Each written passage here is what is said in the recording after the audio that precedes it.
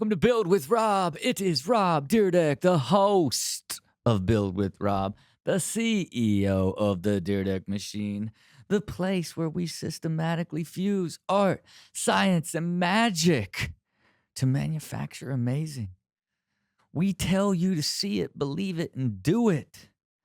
Because that's how you got to do it to get things done. Look, if you listen to this podcast, make sure you like, subscribe wherever you view or listen to it.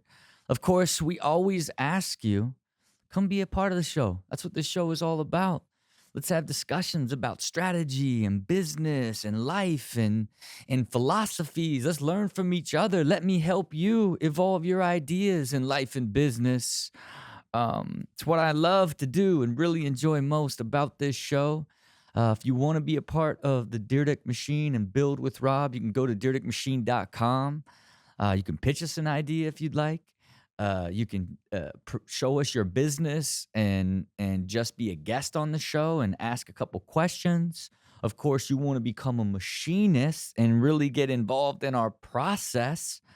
Our latest job for the Machinist was, we're launching an energy bite with Mind Right, and we said, hey, should it be energize your mind or nutrition for your mind, right? And everybody, including myself, gravitated to energize for your mind, energize your mind. But, I love the idea of nutrition for your mind as another great value prop for what Mind Right is as a product.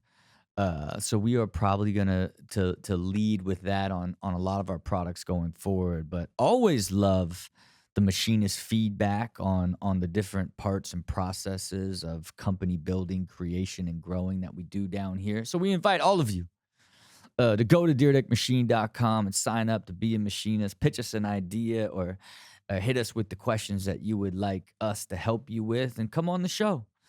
Let's do this show together. This is a show by us, for us, with us.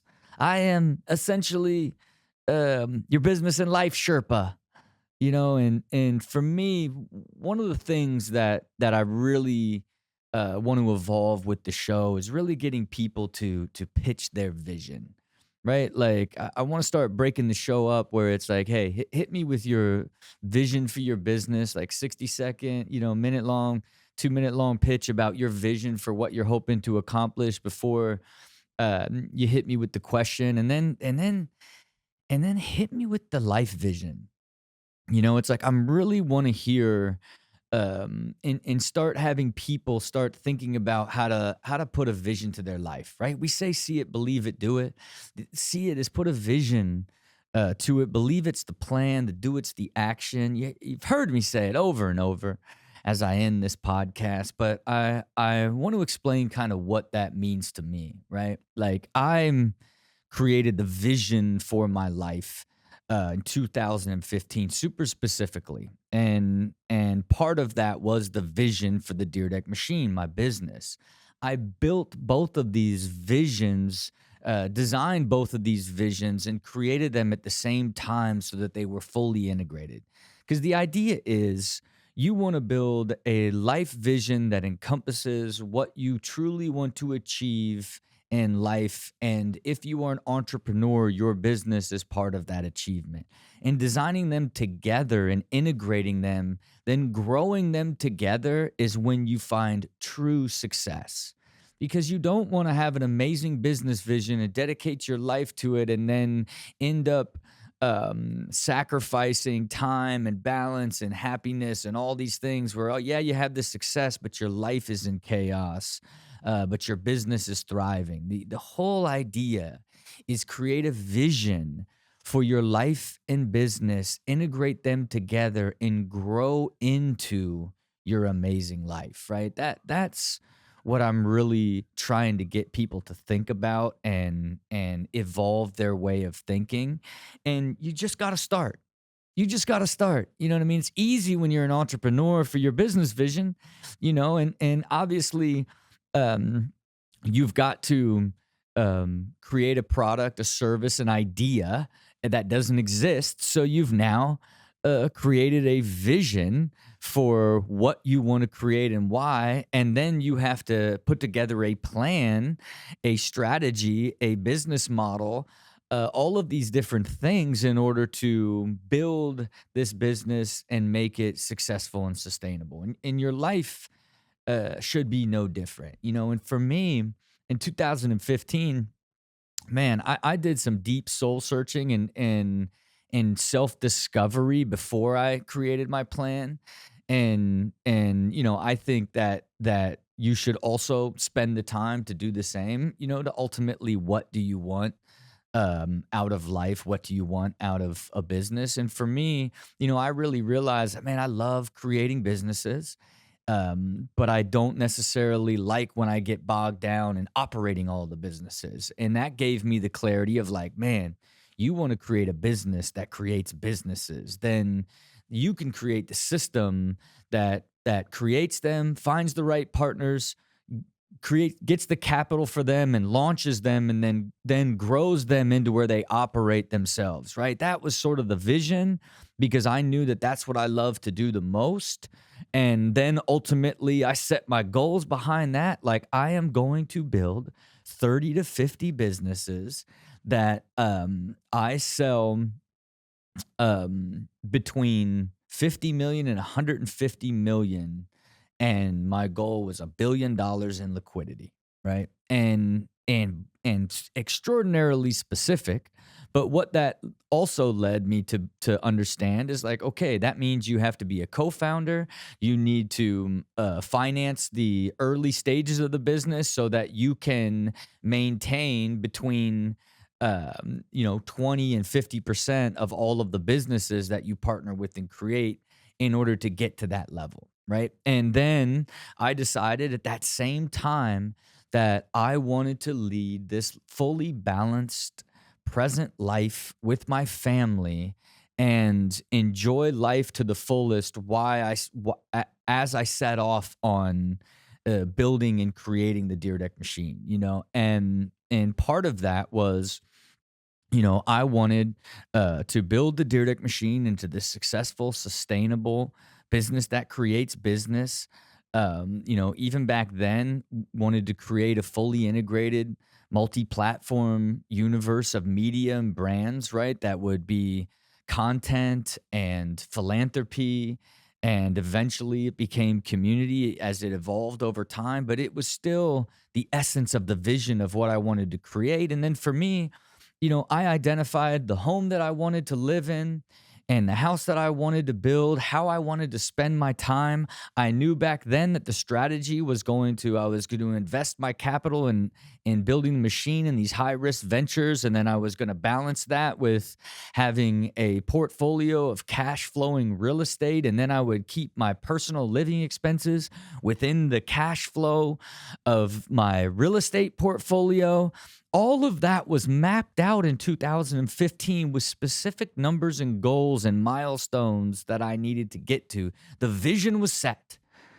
And then I went out and did it, you know? And as each year went by, and through, you know, the evolution that occurs through taking risks and micro failures and learning and adapting and evolving and seeing more clear and have a better of understanding, the entire vision itself began to evolve and become more dynamic, more complex, more believable. I understood it better, like the time frames of achievement, what it takes to do all the things that I actually wanted to do became so much more clear. And then as I gained that clarity, I mobilized and worked harder and was more motivated towards growing all of that, which accelerated the path to find the actual ideal existence that I live in today after having that vision, right? And even though I get to this point to where I am living the vision that I had created in 2015, you know, I continue to see further.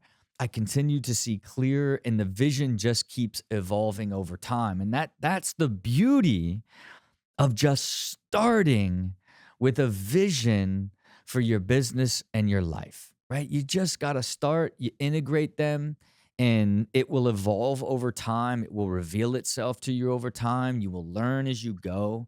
But ultimately, it is going to be the best way to begin to build a life and evolve into the life that you've always wanted, because it is the process. And it starts with seeing it, because you got to look out into the future and define what you want and then build the pathway to get there. So that's going to be sort of a new change in sort of how we do the show and the format.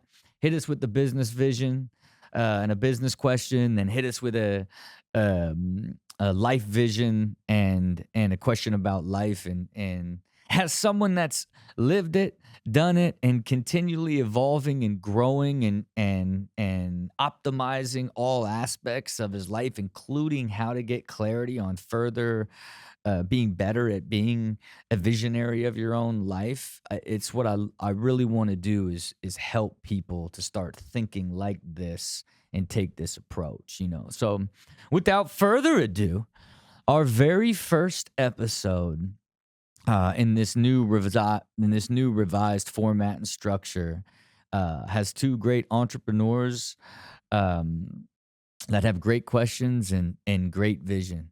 So let's jump right into it. Jacob Mclaughlin, welcome back to Build with Rob, man. But hey, before we get cooking here, just makes me so happy. Makes me so happy that we could exchange ideas and that ultimately you would take action on it and be right back here with an entirely new pitch. So hey, what I'd love to do to start this sort of segment off is kind of do a quick overview of your previous idea, kind of what you learned and evolved, and then hit me with the pitch of the latest and greatest vision for your new idea. Yes, so and obviously I appreciate you having me back on. This again is incredible. The last vision, as you know, it was Zollu, which sounded a lot like Zillow. Mm. So that wasn't greatest to play right there. But before it was more focused on the company making money and having the largest profits rather than giving to sellers and realtors who are going to be, the base of all the business. So what something we changed, obviously the name, and we changed everything else except for the vision. We're now, instead of keeping 100% of the bid, we're only going to keep 25% of it, and that 75% is going to go to the seller after there's a successful closing. We now have a full stack developer building a website, hoping for an MVP very soon on that. Okay, And before you that's get in, something. for those that don't fully understand, right? Like, so Zollu was ultimately, hey, um, a- allowing people to bid on listings, but ultimately all the money went to you, and the actual seller didn't get anything out of it. So I of course hit you with the advice of like, no, let the seller, like you basically pay the seller for their for the opportunity for their listing. And the whole idea of never give away your listing again, you know what I mean, is what I fired off on there, which you really took to heart, right? So lay out, Yes. let's go with the entire new vision, and just from the very beginning, like for those that don't have never even heard about what the opportunity is, give us sort of the 60-second version of what the business vision is that you have now. Yeah, so obviously, like you said, a lot has changed. Now, what will happen is we'll have subscribing realtors, and you'll be able to pick your market. So I don't know, maybe 30 miles circle around where you are would be considered your market. And when a seller wants to sell their home, they'll come to SMIRC and they'll put all the information in, the size, square footage, all the good stuff. And then the realtors, it'll be released to them, and they'll have an opportunity to offer the seller money in return for getting that listing. And previously, Zollu was going to keep all of that money, but now there's a huge value add for sellers because now they have the opportunity to get paid to list their home rather than just giving it away to the billboard they saw driving home.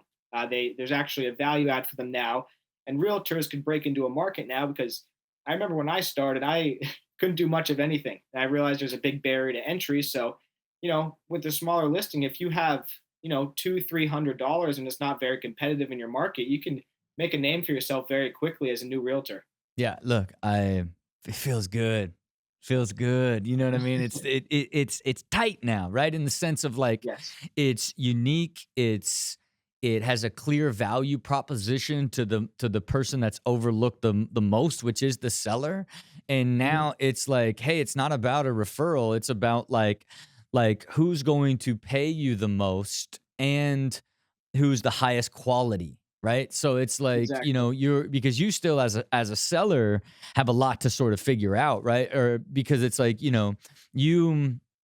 you don't want to just the highest bidder, depending on how it's done. So my question to you is, how are you doing the structure as you relate to the vision of it? Like, where it be, so when you make the bid, let's say you're going to pay $300 for the listing and you won. Mhm. What are you doing with the $300 right now?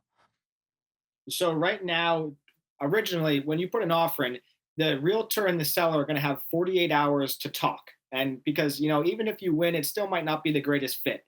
Maybe your values are different, your idea for the sale is different, and it might just, it might not work out. You might not see eye to eye. So right away, SMIRC for connecting you will keep 5%. So if it's $100 referral, we keep $5 no matter what, non-refundable.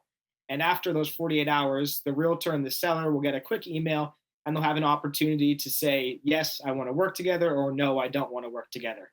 And if they want to work together, then another 20% will be taken by SMIRC. That other 75% is going to be held in an escrow account. And I was also curious your thoughts on this rather than just giving it to the seller right away, because I mean, it would be rare, but if something happens and the seller does back out, I don't want the realtor to lose all of that money. So my thought was to keep that 75% in escrow. If there's a successful close, the seller gets it. And if, something happens, the seller backs out, they decide not to move, I think it would be fair for that money to go back to the realtor. And I was actually curious of your thoughts on that. Yeah, look, I don't think you play that game, right? I think it's too complicated, it's too much, and at the end of the day, I do think you put stipulations and contracts in there. I don't think you take Okay. 5% in the beginning. I think you land on a number. 25 seems pretty steep, you know what I mean? But I would test that with different realtors and see what they say. But at the end of the day, you would rather just take zero. They connect. They have 48 hours to decide if they want to do it. If they decide to move forward, then the seller gets all the money, and then you get your cut immediately. And Okay. because to me, you're buying that listing, right? And what comes Yes. along with Yes. that purchase is a time frame. You could have it, you could say, hey, I'll pay 200 for 3 months exclusivity, or I'll pay 1,000 for 1 year exclusivity. Whatever it ends up being. I think like you have some of those more simple sort of contractual obligations kind of happen in that transaction. You know what I mean? And Yes. then now you're more or less, if the buyers are backing out, then they're in this sort of liability issue of owing that money back to the Yes. Makes realtor. But sense. you want to eliminate the layers here, you know what I mean? Like to me, what I love, it wouldn't make any sense as it relates to like keeping the money in escrow till the house closes, because then it would be an entirely different business. Then you would say, hey, I you could create a business that says I would give you um 10% back of my fees after closing. Then realtors could Okay. be negotiating that way, because closing is easy. But being willing to give up money up front, now the realtor's taking the risk, and the realtor's going to pay more because they believe that they could sell it quicker and faster, type of thing, right? Because I think a couple other things you got to think about too is the pricing of the house. You guys got to agree on the pricing of the house, right? And these just like general sort of things, because someone can't come in and pay $1,000 for a listing, and you say, I want to sell it for $2 million, and the comps in the neighborhood are like 1.2. You know what I mean? Yeah. So it's you just got to think through all of those sort of little things. But I think that I think it's right in there, and you want to make it as easy as possible. And I don't think it's a matter of signing up realtors, it's a platform for realtors, right? So it's like, really, you're trying to go out and acquire sellers to Yes. put their house listing for sale to brokers on this platform, right? Like, so your focus needs to be on them. Of course, all of the realtors are going to end up on there, Yeah. like, because they want to be able to have access to purchasing those. And even as I say that, and I didn't think about this in the beginning, but as I said it out loud, if you get the right amount of sellers on there, it might be worth charging a subscription fee for realtors, right? So what is it for them to pay $20 a month to be able to have access to make bids to these buy these different listings? It might be something that might be worth it too, where you could double dip on the revenue side Yeah. of it, and really be, continually be sort of seller focused. You know what I mean? In the sense of like the potential of what that idea is. So look, I think you did a great thing. Um, I do want to read something to you that I wrote down here that I thought maybe you would um, find a little bit interesting, right? Um, it's a quote now. It Okay. says, "To smile in an irritatingly smug, conceit, or silly way. To smile in an irritatingly smug, conceit, or silly way is the definition of smirk." Yes. You Correct. know what I mean? So I know last time you can't catch a break with me. I know last time I told you like Zollu sounds like another version of Zillow. I only say that smirk feels makes you to you like, smirk, makes you feel happy, and like smirk feels smug, right? And Okay. so, I I I like it. I like the way it's spelled in a name and concept, but I only go back to tying a name doesn't necessarily, like Zillow doesn't mean anything. It just sounds good. Mm. So it could be any type of name that's unique, but smirk just is like, it's like it has sort of a negative sort of connotation. And I'm not saying you have to overly think that. That was just like, as I'm like, ooh, like I'm like, why does smirk make me feel like it's this kind of smart ass, like sort of gotcha type of vibe? So Yes. just Yes. something that I would think about. But I know you got a business question for me, man. Hit it. Yeah. So my business question is, I mean, you've built so many companies, you've done so many things, and I was just curious, what's the hardest thing you've ran into, and how did you get past it? Oh, look, I mean, there's never one hard thing. They are always, they're all hard, right? But for me, and I think you need to think about this, like, what's going to be the hardest thing for you? It's going to be you getting somebody to believe in the idea, and then giving you the money to go build it, and then going through the trial and error of getting this to work and getting people to commit, and going through learning how to acquire sellers, and the pain in the process for all of that. And to me, like, when you got a business like this, you can really focus in on sort of a matrix of numbers that will be your key performance indicators, and clear indicators of the potential strength of your business, right? And I think you started off really well. In your latest pitch, you talked about, hey, there's um I want to say it was, the 6.5 million homes sold. If we did 10%, that's 17,000 a day. 10% is $100 per listing. Like, 25%. It's like that type of number is incredibly accurate. You know what I mean? And I think that like building your business behind those sort of KPIs of like, hey, we need to get um like 20 a month to get to sustainability, 50 a month, whatever it is, Mhm. or 20 a day to get to sustainability. It's like you've got to break your business down into like not only the core metrics of how you're going to put people on the platform and monetize them, and then I think you've got to put together the clear path to how you're going to get both realtors and sellers on there. And I think you Okay. start regionally. You know what I mean?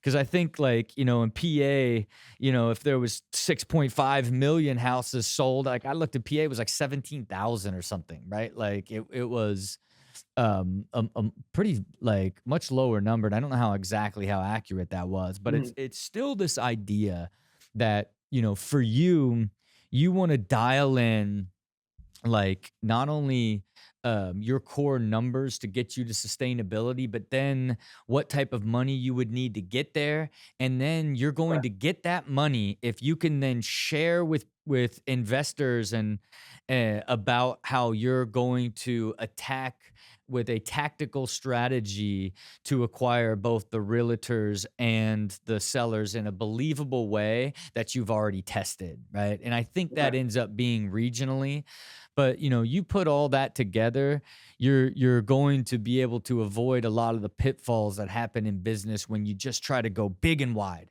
I'm going to launch Yeah. an app and try to, like see if every realtor and every seller will just find it.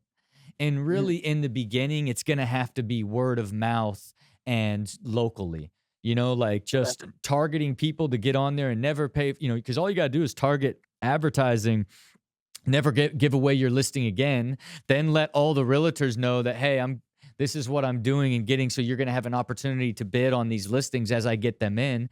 And I would say, even in the beginning, to build it, you could be a lot more grassroots, where you start to collect those listings as they come in, and start sending them out to realtors and say, hey, you can bid on these that in the coming weeks. Like, this is, how SMIRC works, and you can and you can do it. But I think that's how you got to be thinking about this, and put that together. You know what I mean? Yeah, definitely. And that makes perfect sense because, like you said, if we try to go across the entire country right away, it won't last long. Money will run up quickly. But if you could, make some noise around it in, locally, and then it goes to the next MLS and the next town and next county, it could spread across the state and then, eventually get across the entire country rather than just, like you said, going big and wide and falling on our face. That's it, man. And you can do that. That's easier for you to do, is to win your local area with this. And then you'll learn everything that you need to do to begin Hmm. to scale that. You know what I mean? So, Yes, definitely. love this. Love where it's evolved. You know what I mean? I think it's more doable. It's when you got a great vision, and then when you back out of that vision and begin to put a plan in order and see how it all layers together, that's where the belief ends up. Now it's like, wow, this really will work, right? And you Yeah. get Yeah. clear on what you can do, then it's the do it, right? Now you got to go out and do it and start learning and evolving and getting into it. But you make me very proud. You make me very Thank you. proud. Yeah, Um, and again, I appreciate being on because if I wasn't on last time, I'd still be on the same path as before, and obviously we know that wouldn't have gone very far. But again, thank you. okay, look, I would love for you to hit me with your life vision as it relates to your new business concept, and what are you looking at in today at this age of what the future looks like for you. For me, it's it sounds pretty simple, but at the end of the day, I'd like to be happy. I'd like to take care of my family, my loved ones around me, serve God, and just be able to give back like you are with this. You built an incredible business or incredible businesses name for yourself, and you're on the podcast right now. I'm sure you have a million other things to do, and you're helping people like me. So I really look up to you in that way, and I hope that my life eventually can be similar to yours in that way, that I could actually get on and help somebody, or maybe invest with somebody and make their dreams come true rather than the typical way where people make a lot of money and then keep it all to themselves. I hope my life turns into something like that. Yeah, and look, and to that point, like, you got to start with, like, seeing how you would like your life to be, and this is the first Yes. step. And I think, happiness is broad. You got to go out and Mhm. define what happiness is to you. You know what I mean? Like, you want to eventually evolve into to being more supportive of those around you. Look at how your business and the pathway of what you want to create and do leads to that over time. All of these things that you sort of laid out, It's just a matter of beginning to think about them and understand how you can begin to put plans to growing with them. So ultimately, you grow your company and your life in the same direction, so you can fulfill the vision as you laid it out. But I do think you got to keep continually define what happiness is to you, and make sure that you're constantly growing and evolving towards that, because that'll be sort of an endless evolution that you'll be able to do. So hit me with the life question. My life question, like I said at the beginning of my last question, was you've built incredible things, but I'm curious if you could go back to, when you got into skateboarding or dropped out of high school to go skateboard, would you change anything, or are you completely happy with how everything has turned out in your life? Well, I mean, I'm certainly happy on how Yeah. everything has turned out, right? And obviously there's a lot of things that I have experienced that are also incredibly unique. You know what I mean? Yeah. Quitting high school and going to Europe by yourself at 16 years old for the world championships in Munster, Germany, and getting fourth in the world championships after you Ollie Impossible lip slide the handrail in front of 20,000 screaming fans.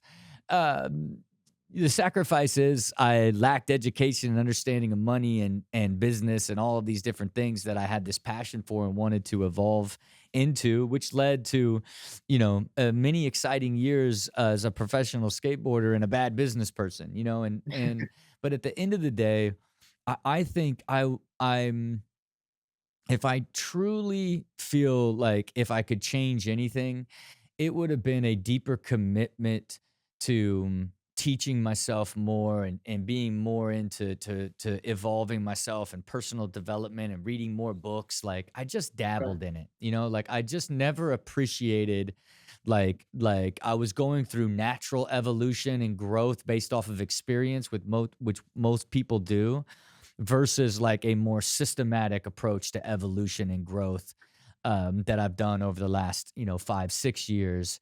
That's created this immense amount of evolution and rapid growth into a life way beyond what I Mm. ever could have imagined. Because you got to think, I became the person I am today in 5 6 years. I was still, even in my late 30s after all the success, lost because I hadn't fully ever put a design to my life and a vision to how I wanted to be and what I wanted to become. And it wasn't until I did that and then began on the journey was I able to evolve and grow it into what it is today. So it's certainly a life without no regrets, because I've done some pretty like wild and amazing and fun things. But I certainly, for someone at your age where you're already in that process and you're having these type of conversations, this is what I want for someone like you. Like, be forced to like lay out a life vision so you can just begin to even thinking about it. You know what I mean? And looking at Yes. like life and business holistically so that they can grow together for the long term. So look, loved having you back. Love the idea. Think about that name. Let's not be smug. Yeah. Think about that name. And hit us with the updates as you get things rolling and everything gets going. Yes, definitely. I will. And again, thanks so much for having me on. It's, really incredible. All right, till we meet again. Till we meet again. Be good. My friend Mementi, welcome to Build with Rob. How are you, my friend? Great, man. It's a pleasure. All right, Thanks for look, having I'm glad to have you here. Look forward to discussing your concept of flow still. Please give me the 60-second, minute-long vision for what flow still is. Yeah, real quick context. Me and my best friend, now business partner, Jeremy Herrick, we created this lifestyle brand a couple years ago in an effort to combine our business acumen with like our personal interests. We just wanted this avenue to, explore and touch on both of these things. It was Boundless Flux. And that integrated us into the freestyle soccer or freestyle football community, as it's more known worldwide.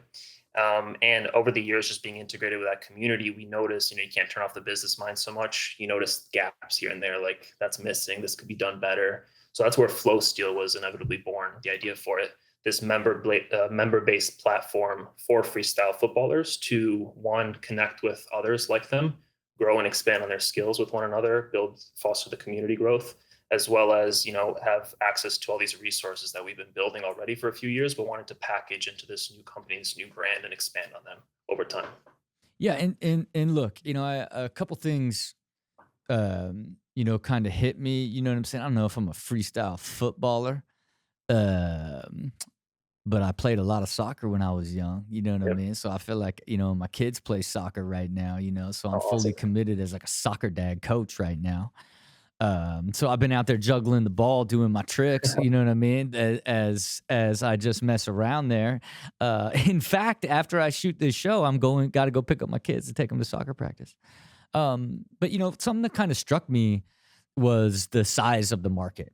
You know what I mean? It's this idea that it's still, you know, 15,000 people is a very, very small market. You know what I Mhm. mean? And so that's basically like your addressable market that you have to like put on the platform now.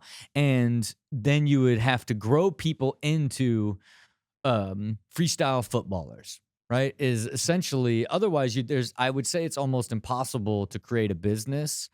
And if you look at your competition, I found it incredibly fascinating for freestyle, who has 116,000 followers on Instagram. And you kind of had mentioned that you felt like, oh, they're super commercial and trying to sell product. But to me, they're doing it in probably the smartest way, right? Because of the size of the market, they're basically serving all of these potential needs and creating all of these revenue streams, right? So they're not only creating coaching, but then they got their own footwear, they got their own freestyle football footwear. You know what I mean? Like all their different sort of bags to carry it and all these different things. So I looked at that as like, well, wow, these guys really um really attacked how to create a community and monetize it on a lot of different levels. Because when you think about monetizing the app, do you think about trying to monetize it through subscription or through ad dollars?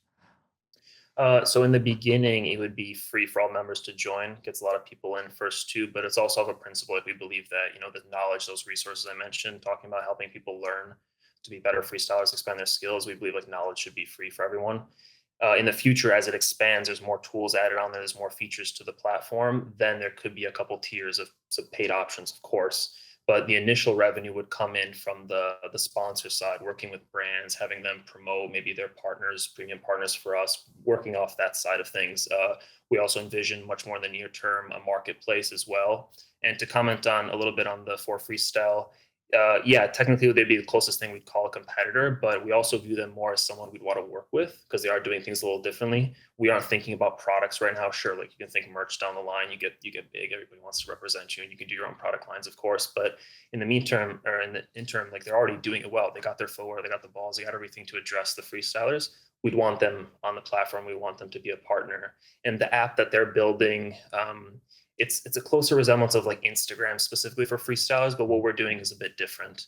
And the way we're approaching the resources and the knowledge, and that we don't want to hide it behind any kind of paywall or anything like that. And we're really focused on the community. It's the social aspect first because it's such a good community, so kind to one another, all about learning and for anyone too. And part of the bigger vision too about just inspiring more people to just pick up the ball because that's all you need, just a ball, and just to become freestylers and expand their skills. Yeah, and look, so to me, the brutal honesty is it's going to be nearly impossible to create a financial and business model from the ad side and the sponsor side, right? Because it's just going to be so small, right? And I think you um that will hit you like a ton of bricks once you go through the process of developing and then go to look for that sponsors and ad dollars, and then they ask how big is the reach, what is the audience, and the scale isn't there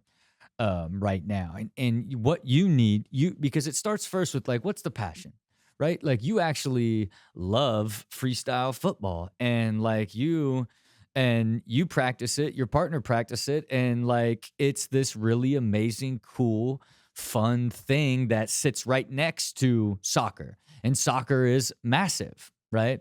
And freestyle isn't even like really a thing as it's related to the United States, right? And at scale as it's related to the way you've presented it in the 15,000 sort of people. And so for me, when I think about how do you take this energy and your background and having a business education, and I start thinking about how I approach Street League, right? Where by creating like the league, and then we did trick of the year and all these highlights and all these different things. I'm almost like, man, is there an opportunity for you to build like freestyle football competitions? Right. And like, then here's how you could scale that so beautifully is now you could go piggyback with all of the different like soccer organizations and be like, hey, on Saturday nights, like we're doing different age groups of a freestyle competition. All the parents and the kids and everybody would connect like that. Like this would be this unique way and sort of grassroots way for you to build like freestyle football and ultimately capture all of those individuals as being part of your community that you could possibly build. Have you ever considered like approaching something it more from that factor as potentially a competition?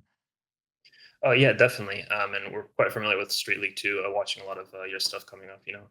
I wanted to ask you about something too, more point of a clarification as well. On the competition side, though, first, definitely for sure, and a part of what's more known here in the U.S. from that side, and what makes a lot of money would be Red Bull. Hmm. They actually host the annual freestyle competition, street style competition here, and that's huge for them. So that's definitely even thinking longer term, a potential buyer if we wanted to exit a company like this, if they wanted to capture their audience year round, aside from just the events. Even hosting our own events too, but the events are a huge aspect. The meetups, people love meeting up and just working, vibing off one another, doing freestyle. As for the addressable market, the 15,000 number I wanted to clarify was more for I would call them like professional Mm. freestylers, but that wouldn't be the only people the platform would be for. They would be ones that we were imagining kind of like a tier two of being able to highlight who's like actually doing it professionally versus who's doing it recreationally, Yeah. right? So we might have and would definitely want to capture over 50% more of those professionals and have them represent on the website. Have a certain badge that says I'm the pro, I'm competing, I've got awards and whatnot. But we're talking about an audience of millions, hundreds of millions and more that just freestyle for fun. And they would be on there to one, learn from the resources we provide, as well as learn from these professionals directly. And when we're thinking we have an audience of that size, it becomes attention arbitrage. When you've just got eyeballs on your platform, people are inevitably going to want to monetize on there.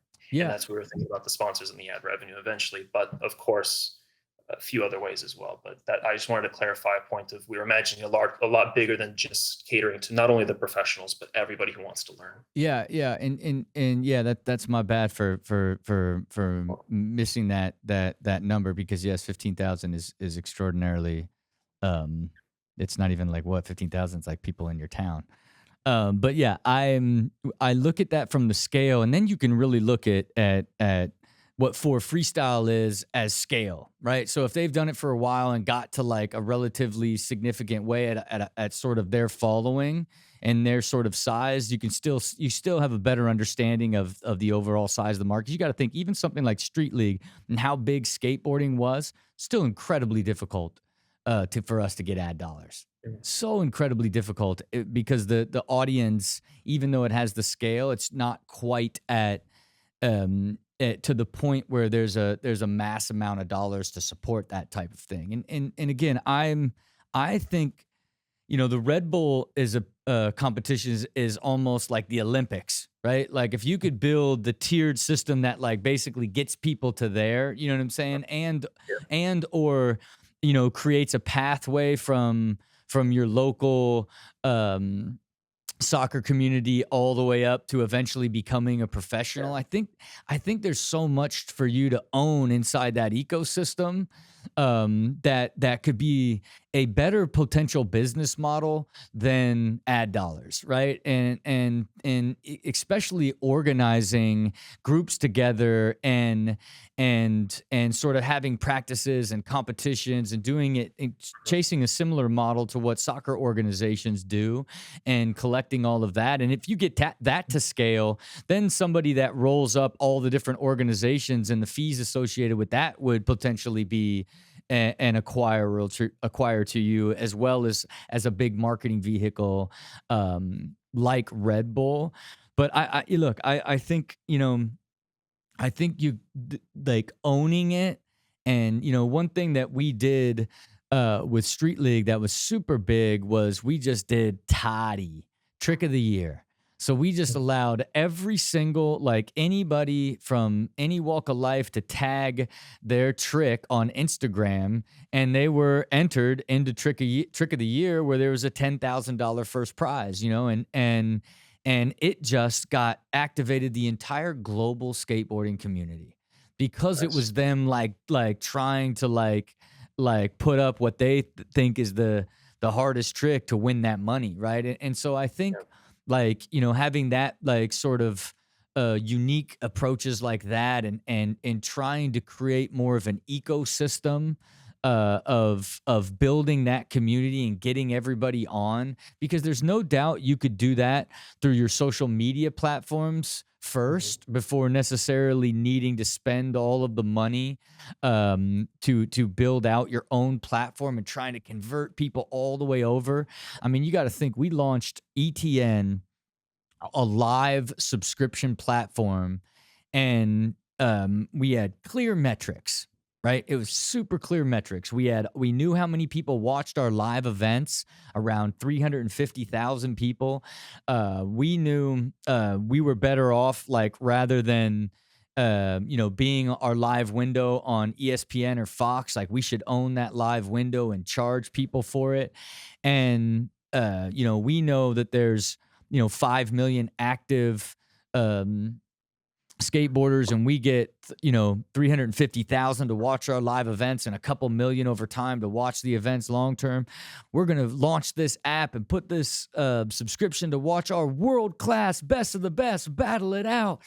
And we still never got more than, we got like, a pretty decent amount of downloads of people to that platform, but never got more than like, 15,000, 20,000 subscribers. And then eventually just went back to keeping it on for free on YouTube and on ESPN. You know what I mean? So it's I only say to the how difficult it is to get people on a platform where meeting them at their platform and something like Instagram, and building a community and doing stuff like, uh, you know, put up your best trick, and then ultimately having local meetups and competition and figure out how to scale that and let your brand be connected with those meetups and that Mhm. that sort of connection. And if you organize those and have an entry fee and a prize, now you got people really motivated, and now you have sort of a revenue source and sort of a unit economics as it relates to the number of participants in Yeah. regional and event based sort of stuff. So that's just something that I think I would think about if I was you, just because there is so much potential in it, but you don't want to get stuck putting all this energy into something that's expensive, and then it's the process of getting bodies onto the app, getting them to download it and then connect with, especially when like the community itself is somewhat disorganized, right? And there isn't some sort of like freestyle football main place that everybody comes and meets up, which you could eventually become. Right. And but again, I do think you think about approaching that from the ground, a more grassroots perspective. Yeah. I agree. All I right, agree. look, hit me with your life vision, man. An educated man who's just like following his passion and know he was meant to do an entrepreneurial venture. I would love to hear your sort of vision for what you'd like to do in a life. Yeah, man. So I guess it's on, considering myself and my partner to, like I call like true or true born entrepreneurs. It's just having our lifestyle and careers, and like you just call it business if you want to cap it, just be a reflection of how our minds work and how our interests are aligned, right? And that's the kind of person who is working on two or more projects at any given time, but that's not scattered. And from the outside, from someone who doesn't get it, it might look messy or they might look distracted. But for us, it's everything's optimized, everything is systems, they're delegated or they're automated. And that's just what we're doing because we're exploring a bunch of the interests. We're not single-minded tunnel vision on something. Only when it matters, of course, you could turn that on. But otherwise, you explore everything you're into. And but of course, without the capital, the first few successes, you got to work your way up there. So, but that's the overall goal. That's the vision. And And then ultimately for you is the vision like, hey, if, like I you know, want to get married, have kids, have a sustainable lifestyle, like want to be able to have success in an entrepreneurial adventure and then move on to the next one. Would you want this to be what you do for the next 20 years, next 5 years? Like, how are you looking at the business when you look about sort of the future of what you hope to accomplish? yeah, for flow steel, and like I mentioned, handling like juggling a couple things, and pun intended, it would be one of a couple that I'd be running at the same time. I'd love to grow flow steel to the full vision and beyond. And like another side thing, like my partner, I'm really bullish on the next generation of web as well. So we were thinking of like Web3 principles to even implement into flow steel to give back to the creators who contribute there. But I want to run it for 5, even 10 years, yeah, until we reach it to a point where okay, now it's better off. If it's going to continue to grow, somebody else needs to take over the reins. You hand it off when it's meant to be handed off to grow further if you become the constraint. But because we're so passionate about it, something so meaningful to us, I'm going to hold on to it for as much as possible. But it's not going to be the only thing I do. I'm going to delegate to a team. I'm going to hire. I'm going to automate systems as much as I can. And so I'm going to be working on a couple other ideas I have. I'm going to be doing 2, 3 things, and jumping around places, traveling. That's kind of the vision. Yeah, and look, and I just implore trying to get as much clarity as you can on your 3 and 5 years, even when it seems difficult, because you're just head Mhm. down trying to figure out what's going to work. Because ultimately, when you begin to have create ideas and business ideas and a life simultaneously, you get better at both. And a lot of times, young entrepreneurs just focus on wanting to be successful so like as like this singular focus, and then I'll figure out life at a later date.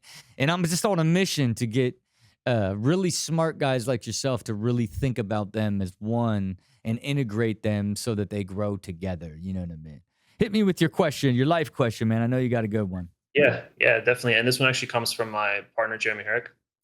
So if you happen to be off schedule and your rhythm of existence, as you call it, it turns arrhythmic, then how do you recover given the fullness of your schedule already? Or more specifically, what would you sacrifice in this scenario to get back on track, back on schedule with minimal damage to your overall well-being? Yeah, and look, I think the beauty of something like the rhythm of existence is it's built in this structure where there's sort of these constants, right? Things that happen no matter what. It's weekends, it's birthdays, it's holidays, right? And then you begin to layer on these sort of aspects of it that provide you with higher output and more efficiency, right? And that's getting up earlier. That's that, and doing your workouts and meditation and brain training and all that before the day starts for a lot of people. And okay, now that hardly ever gets compromised. Now you have sort of this rhythm of how you communicate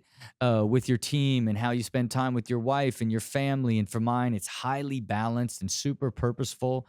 Then the layer on top of that is mind share. Then what's pulling energy from you, because one thing could be like a big unknown, a big stressor, and it's pulling energy from even the rhythm that you currently have and the way that you've set up and organized things. Then boom, you get hit with that thing that you have to disrupt the whole thing, right? Now the beauty of it is it's, I would almost consider it the way that a wound would heal. Like, yeah, you might get it's shock when something disrupts it, but then you put a band-aid on it and neosporin and it grows right back into place and you're back in moving, right? And it's highly adaptive when you have it in a really, really good flow, because even those really big disruptors, like they can only disrupt the system at scale to where you almost got to start over when you just when the system's really hard for you to do. It's Mm, new for you, it's not as automated and certainly not optimized yet. But at the level I'm at, I'm everything has been moved to automation and optimization in such a way that even how I reflect or react to things that come in and disrupt it has systems, right? And for me, it's like because it's not even necessarily about like what sets in to disrupt it. Sometimes my wife will be bummed, and like I would have been a little bit tired that day. I'll clear the rest of the day and take her to the movies.